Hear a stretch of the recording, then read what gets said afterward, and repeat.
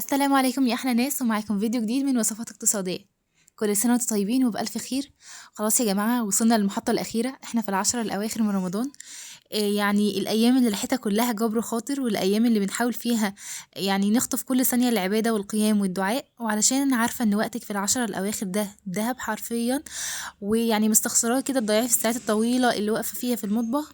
فأنا جبتلك النهاردة الأكلة المنقذة اللي هعلمها لك النهاردة دي.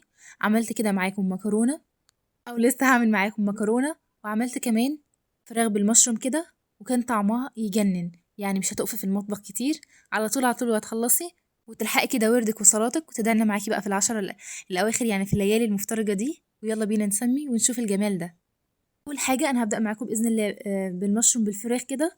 فاحنا نزلنا كده بشويه زيت، زي ما انتم شايفين قطعت بصله كبيره ونزلت بيها بالمنظر اللي انتم شايفينه ده. عايزه اقولك بقى ما تزوديش زيت ولا تقلليه، يعني كميه كده تكون مناسبه للبصل اللي انت تحطيها. تمام، علشان يطلع مظبوط معاكي جدا جدا. طبعا احنا دلوقتي بقى هنقطع الحاجات اللي هنحطها مع مع البصل. فيلا بينا. اول حاجه جبت قرن شطه كده، وده اختياري يا جماعه. لو انت مش عايزاه حراقه جدا ومش عايزاه يعني سبايسي، فانت بتجيبي قرن شطه ما يكونش حراق. مش عايزه تضيفي شطه، دي حريه. وانا بالنسبه لي بحبها حراقه، فعشان كده ضفت القرن ده. تمام. بعدين برضو اقطع فلفل بالطريقه دي، بجيبه نصين كده وبعدين برجع اقطعه حلقات. بس نخلي بالنا والنبي يا جماعه واحنا بنقطع. هنا المشروم بتاعي جبته كده وقطعته بالشكل ده، برضو حلقات كده. او هو مش بيعمل حلقات بس ماشي، قطعته بالمنظر ده. بالنسبه للكميه اللي انا هستخدمها النهارده، مناسبه جدا جدا لكميه البصل وكميه الخضروات اللي انا حطيتها. عدوا معايا كده وشوفوا انا حطيت قد ايه. ان شاء الله تلاقوا الكميه مناسبه في الاخر. طيب، بالنسبه بقى عايزه اديكوا بقى نصيحه كده للمشروم. ما بيتغسلش يا جماعه، ليه؟ لانه عامل هو نسيج اسفنجي كده بيشرب الميه، فاحنا ممكن نديله مسحه خفيفه كده بالمنديل، مش اكتر من كده، علشان يطلع معايا مظبوط. يعني دي كده نصيحه مهمه جدا جدا، حبيت ان انا اضيفها علشان اللي ما خدش باله او اللي ما يعرفش، اللي ما ياخدش باله من الحاجات دي. لا، لازم تاخدي بالك كويس قوي من المشروم. تمام. عايزه بقى اديكي نصيحه كده واحنا شغالين. نصيحه النهارده، ان بما اننا في العشر الاواخر يا جماعه، فحاولي انت تعملي اكلات، يعني زي ما بتتقال كده اكلات الحله الواحده او اكلات السريعه دي، علشان طبعا توفري وقتك ومجهودك، وده للعباده. مش لازم عزومات وتعب. لما حلوه كل حاجه، بس فضل الايام دي احسن بكتير. اكيد كلكم فاهمين الكلام ده. يعني وخلوا لسانكم كده دايما شغال بذكر الله. والله العظيم البركة اللي هتحسي بيها في وقتك وفي طعم أكلك وانت بتذكري الله وانت بتطبخي كده، هتخليكي تخلصي كل اللي وراكي في ثواني، وتحسي براحة بال مش طبيعية يا جماعة. فدايما عطروا لسانكم بذكر الله، علشان خاطر الموضوع ده هيفرق معاكي جدا جدا معنويا، وهينجز معاكي كمان في المطبخ جدا جدا جدا. يعني دي أنا حاجة جربتها عن نفسي، حبيت أنصحكم بيها، والأجر والثواب عند الله. عايزه اقول لكم كمان يا جماعه، ان انا عايزه اخليكم يعني ايه، تختاروا الاكلات اللي هي ما بتعملش حموضه، الاكلات الخفيفه من الاخر. تمام. فالاكل اللي احنا بنعملها النهارده دي يعتبر خفيفه، فهي مش هتعمل حموضه ومش يعني مش هتتعبك وانت نازله تصلي التراويح، وانت قايمه وانت ساجده كده يعني. خلي بالكم برضو من النقطه دي كويس قوي. اختاروا يعني الاكل اللي بيبقى مغذي وفي نفس الوقت بيبقى خفيف. عايزه اقولك بقى وافرحك ان انا خلاص هنزلكوا قريب جدا فيديو مشتريات العيد، فمن الملابس وكده. خلينا نرجع للفيديو بتاعنا. هنا خلاص خلصت تقليف، فبنزل كده الطماطم بتاعتي. انا برضو اللون يعني يا دوبك البصله كده خدت اللون الجميل اللي انتوا شايفينه ده. هنزل كده بالطماطمايه بتاعتي. انا قطعت قد ايه؟ قطعت طماطمايه كبيره كده طرنشات. تمام. طبعا طريقه التقطيع دي بتختلف على حسب ذوقك، فانا بحب اقطع كل حاجه طرنشات كده، فقطعت طرنشات ونزلت بيها، تبقى لذيذه جدا جدا.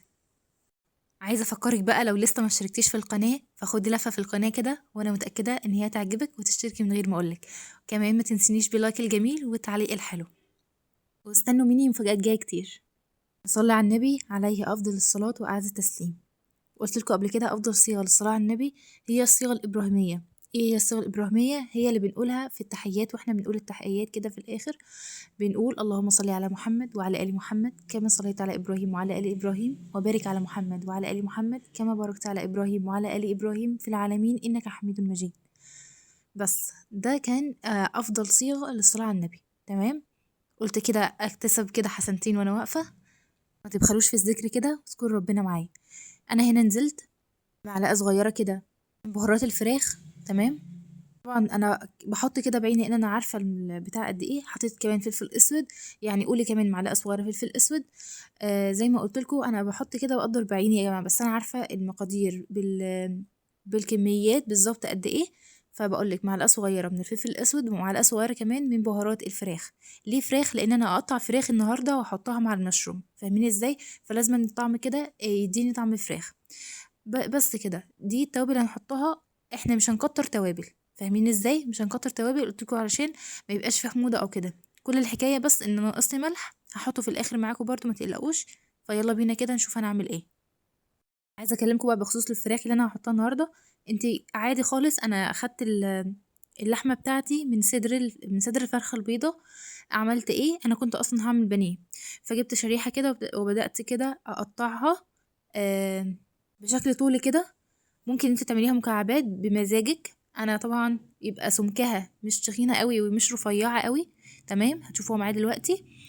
علشان اهي انا نزلت بيها اهو، شايفين عامله ازاي بالظبط كده. انا قمت رايحه مقطعها كده بالطول، وبعدين جبتها كده بالعرض اللي هو ايه مكعبات طويله شويه بس. والسمك تبقى برضو مش تخينه قوي ومش رفيعه قوي.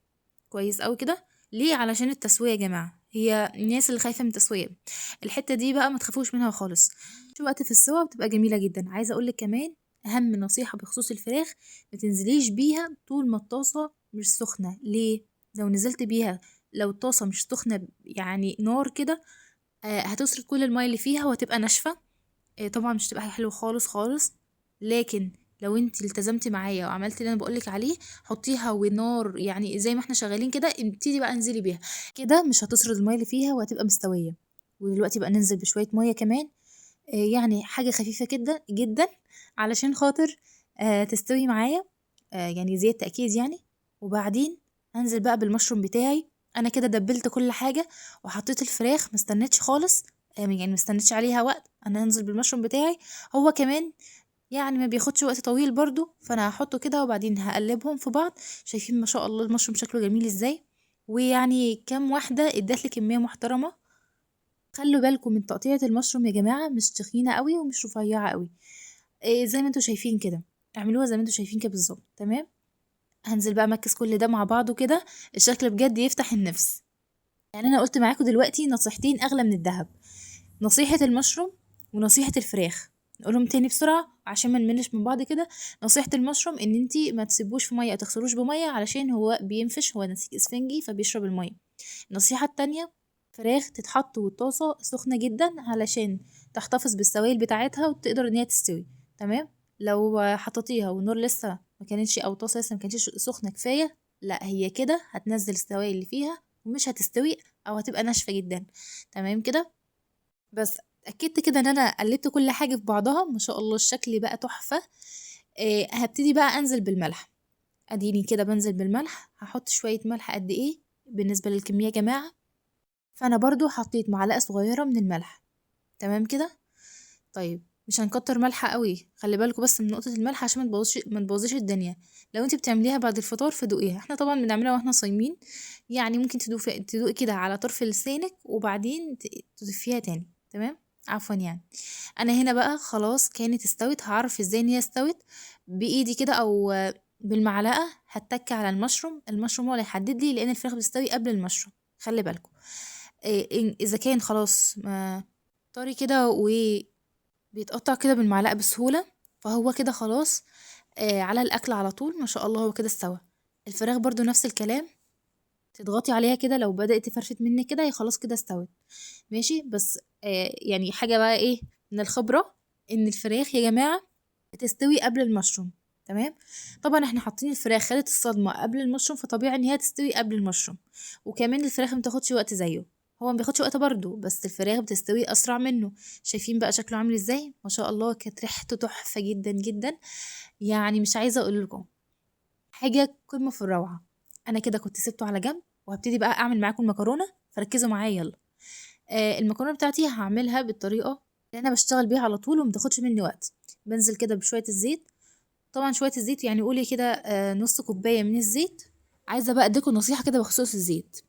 بصوا يا جماعة، الزيت بتاعي ما يبقاش ليه ريحة، علشان احيانا بيبقى فيه زيوت ليها ريحة. هنعمل ايه في المشكلة دي؟ لو لقيت عندك الزيت ليه ريحة، كل اللي انت هتعمليه ان انت هتحطي فص ثوم او بصل. تمام. قشرة بصلة كده، اللي هي شريحة بصلة، اللي هي حتة من بره كده، وتحطي عليها، او فص ثوم. انا كده حاطه مكرونة في الزيت علشان اشوف الزيت اتقدح ولا لا. يعني ايه اتقدح؟ يعني خد الحرارة بتاعته المظبوطة، سخن يعني. تمام. فاول ما تحمر معايا كده او تديني لون ابيض كده عليها، فانا اعرف كده ان هي تمام ومية مية. هنزل بقى بكل المكرونة بتاعتي. انا استخدمت كيسين كده من المكرونة، كيس انا نزلت بيه وادى الكيس التاني. عايزه اقولك طبعا ان انتي بتعملي الكميه اللي انت عايزاها بنفس الطريقه. لو انتي هتزودي عن كده، فانتي بتضاعفي المكونات اللي انا حطاها. لو انتي هتقللي عن كده، هتقللي المكونات اللي انا حطاها، على حسب الكميه انت تعمليها. انا هنا عملت الكيلو. طيب، هعمل ايه دلوقتي؟ كل اللي انا هعمله ان انا هستمر في التقليب لحد ما اللون بتاعها يديني كده لون اصفر داخل على البني كده، او ذهبي داخل على البني. اللون ده اللي انا بحبه وبشتغل بيه على طول، يعني من الخبرة برضو. طبعا انت اول ما تحطيها كده، بمجرد ما تلمس النار او بمجرد ما تلمس الطاسة من تحت، هي تبيض. ليه؟ لان النار بتاعتك سخنة، او عفوا الزيت بتاعك اتسخن كويس. تمام. فما تقلقيش خالص من النقطة دي. لو انت لسه جديدة او كده، عادي جدا. كل اللي انت هتعمليه ان انت ما تغفليش عنها ثانية، علشان عايزين برضك نقول نقطة مهمة. ما تبقاش لون ولون. يعني ايه لون ولون؟ يعني تاخد تسوية من حتة، تحمر من حتة وحتة تانية لا. انا عايزاه كده متشمعة من كل الجهات، وكل مكروناية تبقى واخدة اللون المطلوب. فانت بتستمري كده في التقليب للغرض ده يا جماعة. تمام. وطبعا بيبقى شكلها حلو جدا في التقديم. وغير التقديم كمان التسوية، المكروناية اللي هي متشمعة كده في الزيت، طبعا مش هتبقى نفس تسوية المكروناية اللي هي مش متشمعة او ما خدتش التشميعة بتاعتها كاملة. تمام. فهتلاقي عندك مكروناية يعني مظبوطة، ومكروناية مش لسه ما استوتش. فلا، احنا مش عايزين الموضوع ده يحصل، احنا عايزين نتجنب الموضوع ده. فهستمر في التقليب. شايفين بقى اللون بدأ ان هو يغمق معايا كده؟ معلش انا عارفة ان هي هتتعبك شوية في التقليب، بس ده لازم علشان تطلع مظبوطة. عايزة بقى اسألكوا سؤال كده، يعني قولوا لي بقى كده في التعليقات، ايه اكتر اكله ولادكم بيطلبوها منكم في رمضان؟ يعني انا عن نفسي لو عملت المكرونه دي كل يوم مش هيقولوا لا. ويعني رمضان فعلا السنه دي جري بسرعه رهيبه، جري بسرعه الصراحه، انا شايفه كده. بس الحلو فيه اللمه بجد، وعلشان كده دايما بنصحكم ما تضيعوش وقتكم كله في الطبخ. يا جماعه ما تضيعوش وقتكم كله في الطبخ. اعملوا الاكلات السريعه اللي زي دي علشان تلحقوا وقت العباده والراحه. انا طبعا هنا ضفت الصلصه بتاعتي، والصلصه زي ما انتوا شايفين كده. الكمية اللي انتوا شايفينها دي قد ايه يعني؟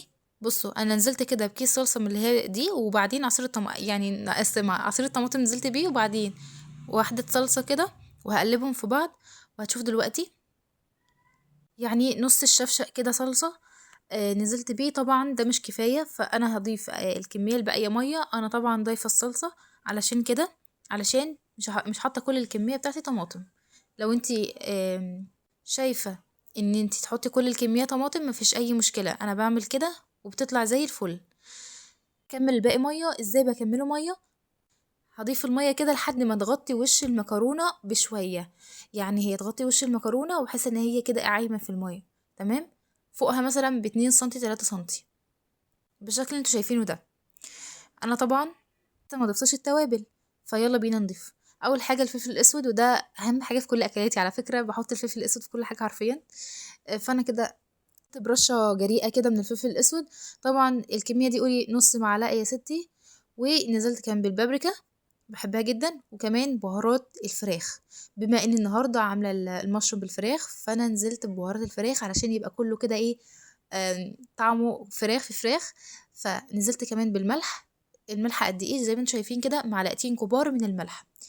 طيب، هقلب بقى كل الكلام ده عشان كده يتمكسد في بعضه، ويبقى واخد الطعم من كل الجوانب. وطبعا هنغطي عليه ونسيبه بقى لحد ما يتشرب على نار عالية. يعني انا معليه النار، مش هوطي على النار. اول ما يتشرب كده ويبقى بالشكل ده، هوطي عليه النار وابتدي اقلب. ماشي، شوفوا معايا شكله عامل ازاي. يلا بسم الله، اللهم صل وسلم وبارك على سيدنا محمد وعلى اله وصحبه وسلم تسليما كثيرا. النقطة دي مهمة علشان ما تعجنش منك. يعني ايه تعجن منك؟ يعني المكرونة تلاقيها لازقة ببعضها كده، شبه حتة العجينة، وده مش مطلوب خالص خالص، وده شيء احنا بنحاول نتفاداه. فخليكي معايا كده وشوف انا عملت ايه بالظبط علشان ما تعجنش منك وترجعي تقولي لي مش عارف ايه. فانا بديلها كده التقليبه الجميله دي. خلاص انا كده قلبت، هغطي برضو واستنى لما تستوي. بعرف ازاي؟ طبعا هي كده استوت وكنت بغرفها. بعرف ازاي؟ برضو بالمعلقه كده او بايدك تضغطي عليها لينه كده وخلاص، يعني بقت طريه خلاص. ماشي. شايفين بقى ما شاء الله شكلها جميل جدا. يمكن البخار مش مبين جمالها، لكن هي شكلها في الحقيقه كان تحفه جدا الصراحه، احسن من التصوير بكتير، بس مش مهم. وجوسي كده وحلوه جدا جدا. زيها جوسي يا ستي، سيبيها شويه على النار. اتفرجوا بقى على الجمال والحلاوه اللي احنا اشتغلناها مع بعض. حاجه كده ما خدتش وقت، بس خدت العقل بجمالها. وصفه مغذيه جدا جدا جدا، وسهله بس بتركاتي. هقدمها كده واحط معاها كمان طبق كده من المخلل. اتفرجوا بقى على الجمال، بصوا على اللون. دي مش مكرونه ومشروم بالفراخ، لا، دي طبطبة على القلب بعد صيام طول اليوم. فاللهم صاما مقبولا وافطارا شهيا. لو وصلت معايا لحد هنا اكتبي لي في التعليقات مكرونه علشان اعرف. ولو عجبكم الفيديو ولقيتوني كده خفيفه على قلبكم، متنسوش بقى تعملوا اللايك المتين وتشتركوا في القناه. ان شاء الله استنوني بكره في فيديو جديد ومع اكله اسهل بكتير. العيد بقى وتكات وحركاته، تنظيف بقى وطبيخ ومسح وكنس. خلطاتها تسهل عليكي، فانا عايزه اسيبها لك مفاجاه. وتاني بقول صوما مقبولا وافطارا شهيا يا رب. بس كده، سلام.